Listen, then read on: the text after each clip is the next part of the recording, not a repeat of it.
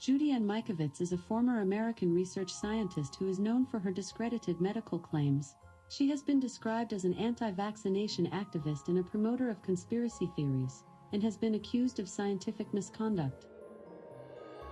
Wikipedia is supported by the Wikimedia Foundation, a non-profit parent organization with a long history of politically tied funders. Many named, many anonymous. What exactly does a Wikipedia donor receive in exchange for their generosity?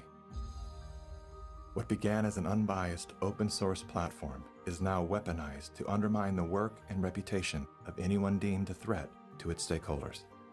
And once they smear you, they lock you out for making corrections to your own bio. In summary, most independent fact-checkers are neither independent nor factual. Simply put, they are political spin machines.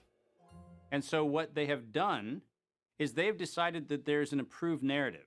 If it is in line with the CDC's public pronouncements, and if it's in line with the World Health Organization public pronouncements, it is presumed to be correct. I don't have to remind many Americans that the Center for Disease Control was the one that said you should use DDT in your homes. Used right, it is absolutely harmless to humans and animals. Remember the name, DDT. It spells certain death. A scientific panel today reported that pesticides may indeed represent a grave threat to mankind. Remember the swine flu scare of 1976? That was the year the U.S. government told us all that swine flu could turn out to be a killer, and Washington decided that every man, woman, and child in the nation should get a shot to prevent a nationwide outbreak, a pandemic. Well, 46 million of us obediently took the shot. Did anyone ever come to you and say, there's the possibility of neurological damage if you get into a mass immunization program? No. No one ever did? No. I can't believe that they would say that they did not know that there were neurological illnesses associated with influenza vaccination. That simply is not true. We did know that. Then he's lying. I guess you would have to make that assumption.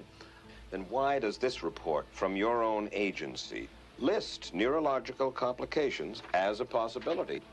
You didn't feel it was necessary to tell the American people that information. Dr. Sensor's CDC also helped create the advertising to get the public to take the shot. The vaccines are safe, so roll up your sleeve. And now Americans are claiming damages from Uncle Sam amounting to $3.5 billion. By far the greatest number of the claims, 2/3 of them, are for neurological damage or even death. There are serious concerns tonight about how well the CDC controls dangerous germs at its own labs after yet another safety lapse. For the third time in a month, the CDC acknowledged deadly pathogens were handled incorrectly in government labs.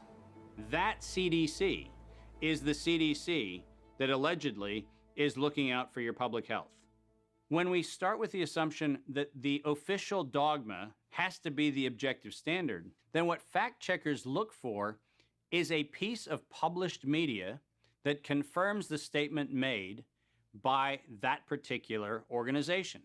And then debunkers and conspiracy theorist blower-uppers come in and say, we're going to make this thing clearly the scam that it is.